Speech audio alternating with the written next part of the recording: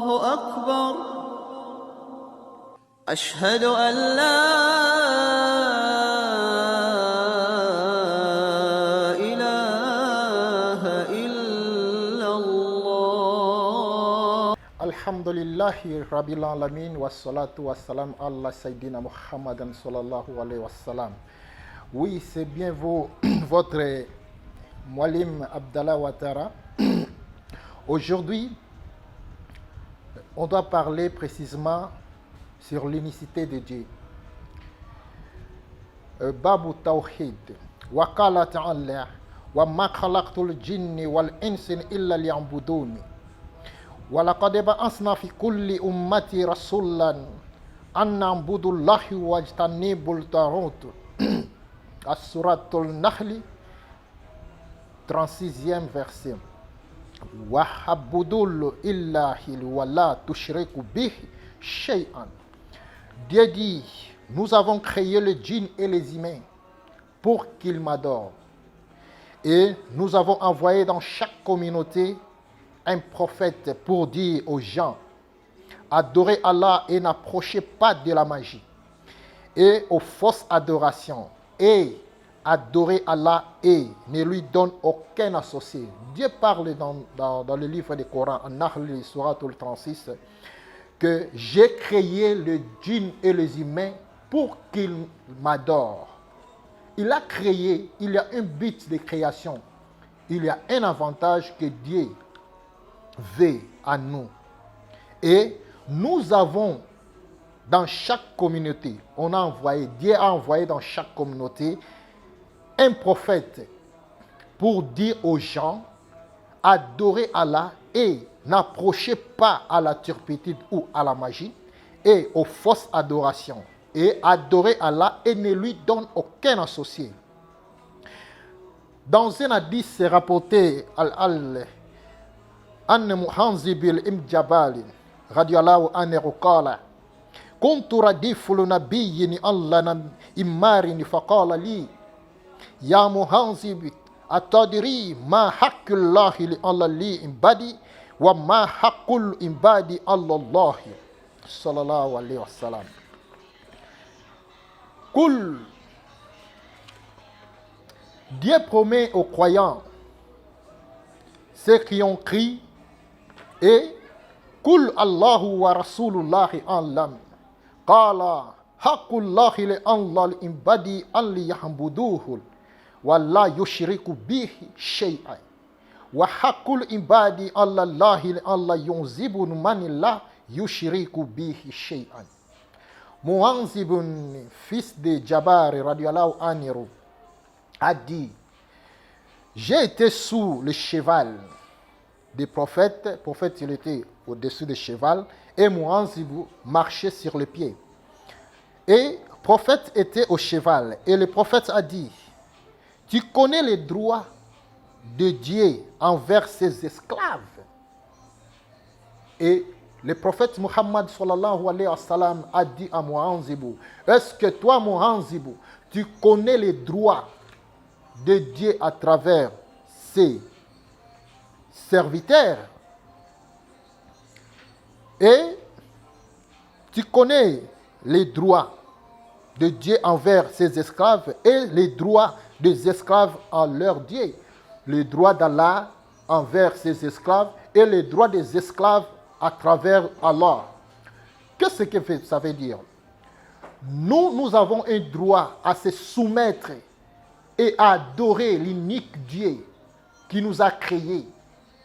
C'est le but de la création. Dieu nous a créés pour faire ou pour montrer son droit et le droit de Dieu à travers ou envers ses disciples ou ses esclaves. Et Muhanzib a répondu, Allah et son prophète connaissent. Que Allah et son prophète connaissent ses avantages ou les droits des prophètes et les droits des hommes à travers Dieu et les droits de Dieu à travers ses esclaves. Et le prophète a répondu, le droit des esclaves envers Dieu est d'adorer l'unique Dieu et ne lui associer pas aux autres. les devoirs des esclaves envers notre Seigneur Dieu, le Créateur, est d'adorer seulement l'unique Dieu, ne lui associer à aucun Dieu. Ne lui associer à aucun Dieu. Ne priez pas les idoles, le but de la création. Et d'adorer l'unique Dieu et ne lui rend aucun associé. Lorsque nous parlons ceci, on va faire recours dans la première prédication que nous avons parlé de l'unicité de Dieu. L'unicité de Dieu, c'est la première arcane de l'islam, c'était La ilaha illallah Muhammadan Rasulullah. Et Dieu a dit au Coran que Wa'budullah wa la ushriku bihi shay'an. Adorer Dieu et ne lui rend aucun associé. La but de la création. La première arcane de l'islam, c'est Ashhadu an la ilaha illallah wa ashhadu anna Muhammadan abduhu wa rasulullah. Ce qui est aujourd'hui notre sujet, la première arcane, la ilaha illallah. Il y a un seul et unique Dieu, aucun de Dieu. Il n'y a aucun Dieu par rapport à ce que nous adorons. Et son devoir à travers les humains ou les esclaves et les devoirs des esclaves ou les humains à travers notre Dieu. Et le prophète a dit, le droit des esclaves envers Dieu est d'adorer Dieu et ne lui donne aucun associé. Dieu a besoin d'une adoration sincère, vraie, à travers lui seul. Et pas aux autres associés, pas aux autres adorations, c'est une seule adoration, c'est de rendre adoration à notre Seigneur. Et les droits de Dieu envers ses esclaves sont, Dieu ne va pas nous punir quand on ne lui donne pas d'associé. Lorsqu'on prie Dieu, unique Dieu, sans lui donner aucun associé, Dieu ne va pas nous punir. Même si tu as beaucoup de péchés, même si tu as beaucoup de problèmes envers Dieu, tu as commis plusieurs péchés, lorsque tu ne donnes aucun associé à notre Dieu, Seigneur unique, sans lui rendre aucun associé, savez-vous que tu as le droit de bénéficier aucune punition dans tous les péchés. Dieu doit effacer tous les péchés que tu as faits. Et ne lui donne aucun associé. Ne donnez pas l'association à notre Seigneur. Que veut dire les associations? L'association, c'est il y a plusieurs personnes qui adorent ce qu'on dit, on doit les mausolées, et il adore les photos, il adore plusieurs choses. Il rend même le culte. Dieu va nous punir. Dans cette ressemblance, nous sommes là en train de rassembler, de mélanger Dieu avec d'autres personnes ou d'autres toiroutes, comme on dit les toiroutes. Toiroutes sont des photos, les images. C'est ça la mauvaise association. Dieu ne va pas permettre quelqu'un ou ne doit pas s'excuser les repentures de quelqu'un qui fait l'association entre Dieu et les toiroutes. Les droits des esclaves envers Dieu et les droits de Dieu envers ses esclaves. Les esclaves doivent rendre un culte exclusif et un culte pur, sans association.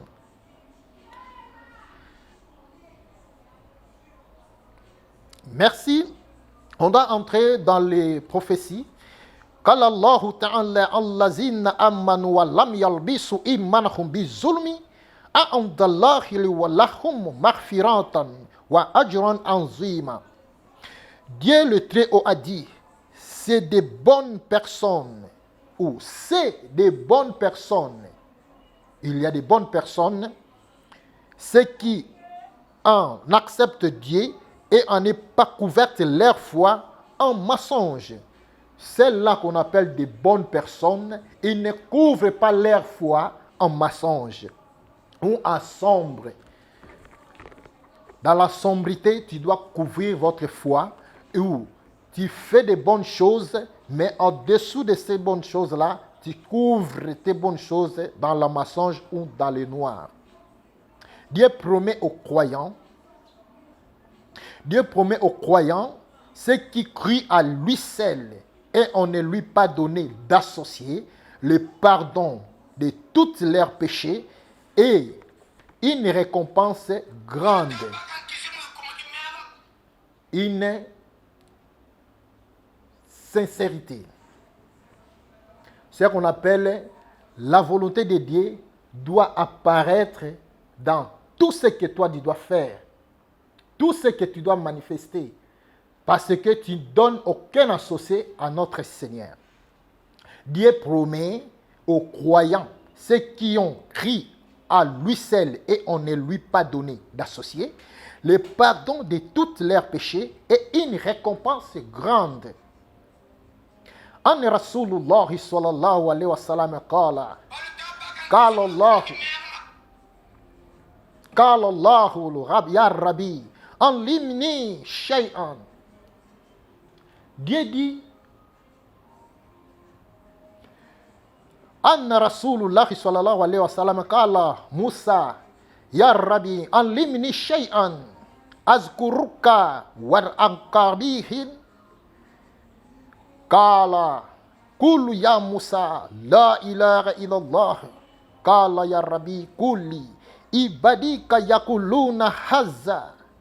قال يا موسى لو أن سماوات سبعا وأمنرهن ريحهن والأرضهن سبعا في كفات ولا إله إلا الله كفات لمالت بهن لا إله إلا الله. Il y avait un jour le prophète de Dieu, Ya Moussa, Moïse, il a demandé à Dieu. Nabi Moussa a demandé à Dieu, oh Dieu, enseigne-moi une des choses que je dois se rappeler pour toi et de faire mes demandes à toi. Ya Moussa a demandé à Dieu que Dieu puisse lui donner une invocation qu'il doit demander lui seul, à contact avec son Dieu. Il va demander tout ce qu'il a besoin. Il doit adorer Allah dans cette invocation. Et Dieu lui a dit, Ya Moussa, Kul la ilaha illallah. Et Dieu lui a dit, Ya Moussa, dis la ilaha illallah. Ah, Ya Moussa dit, mais non, la ilaha illallah. Toute personne parle trop de cette parole. Il y avait plusieurs personnes parlaient. La ilaha illallah, la ilaha illallah. Ya Moussa a vu que cette invocation, Dieu a dit que lui, il puisse lire ou parler tout le temps. La ilaha illallah, c'est une de petites invocations. Ça n'est pas dans son niveau. Mais Ya Moussa, Dieu a dit, parle seulement la ilaha illallah. Et Dieu a dit, Ya Moussa, Moussa, prends 7 cieux et tout ce qui est à l'intérieur sauf moi. Tu dois prendre 7 cieux. Dieu a dit à Ya Moussa, tu dois prendre 7 cieux et tout ce qui est dans les cieux, à l'exception de moi. Tu enlèves, tu prends seulement la ilaha illallah et tout ce qui est dans les cieux, à l'exception de Dieu. Enlevez-moi. Et prends aussi les 7 terres, comme les 7 cieux et les 7 terres et tout ce qui entoure. Et mélangez, mettez ça dans une balance et prends la ilaha illallah, mettez aussi dans une autre balance. Tu dois voir que les paroles la ilaha illallah doivent peser plus fort que cette cieux et cette terre, et la ilaha illallah doit être le plus pesant dans tout ce qui est dans le ciel et tout ce qui est dans les terres. Oui, parce que Dieu a dit, à l'intérieur de la ilaha illallah, il y a Dieu à l'intérieur. Parce que Dieu a dit, enlevez même mon nom ou moi-même Dieu, enlevez, mettez seulement le 7 cieux et le 7 terre à l'intérieur. Mettez ça dans la balance et mettez aussi le la ilaha illallah dans les balances. Tu dois voir que la ilaha illallah doit peser. Pourquoi cette parole? Dieu a dit que adorer Allah ne lui donne aucun associé.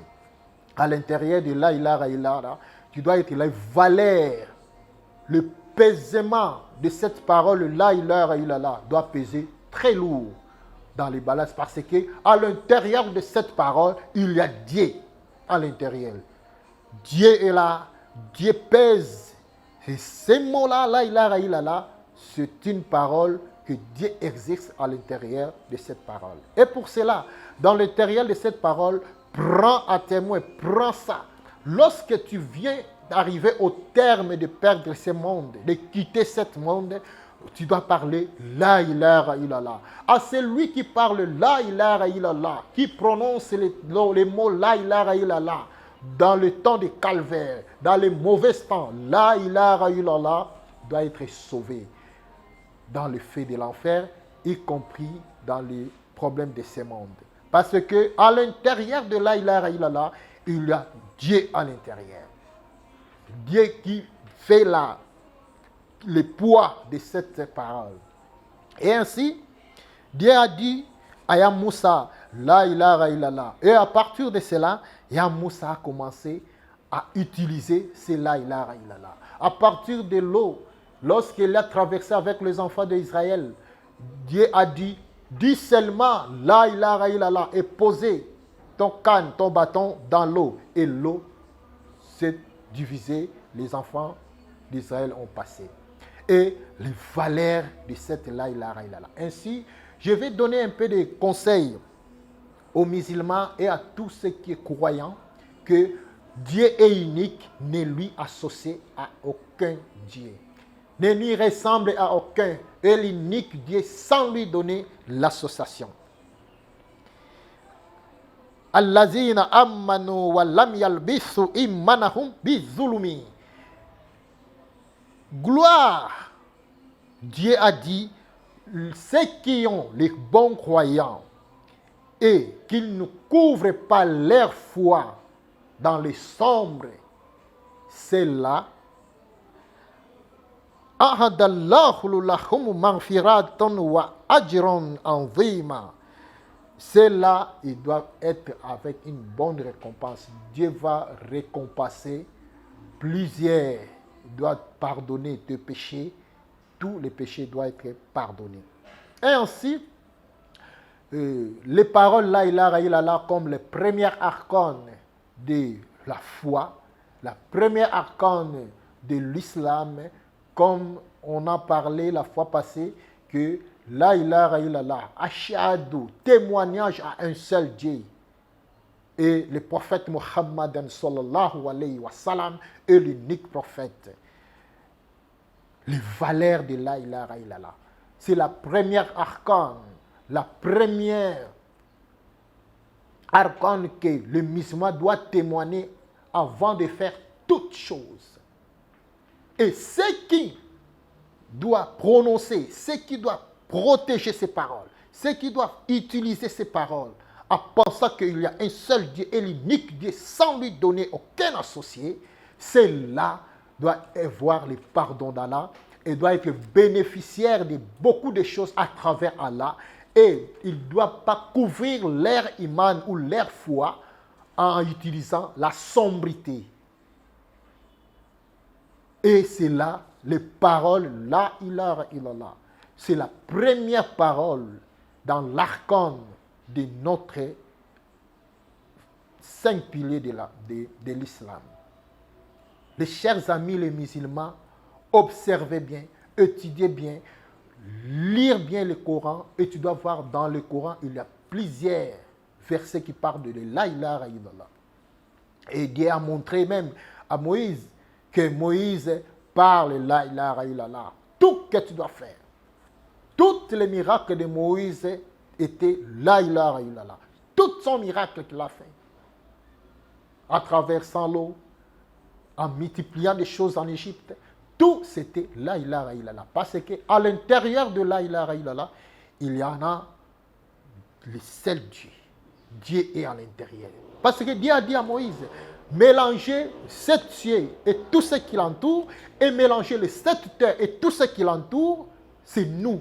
Tout ce qui l'entoure, mettez ça en balance et prends seulement la ilaha illallah, mettez aussi à côté de cette balance. Tu dois voir que le la ilaha illallah doit peser très lourd. Pourquoi le la ilaha illallah doit peser? Parce que moi, le Dieu, je suis à l'intérieur de cette parole. Ne cherchez pas de plusieurs demander de grandes évocations parce que Dieu peut m'attendre, Dieu peut m'écouter dans les grandes cérémonies, des grandes prières, des grandes... Non, Dieu peut vous écouter en prononçant seulement une seule parole qui doit bouger son trône. C'est la ilaha illallah.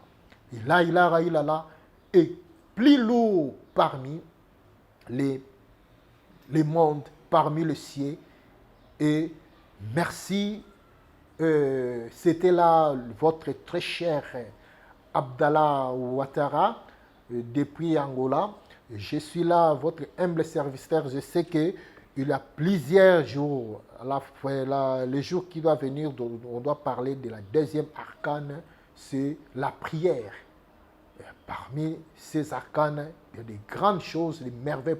Il y a plusieurs musulmans qui n'acceptent, qui n'observent pas bien la prière. On doit parler concernant la prière le jeudi prochain. Merci, je vous remercie. Assalamu alaikum wa rahmatullahi wa barakatuh.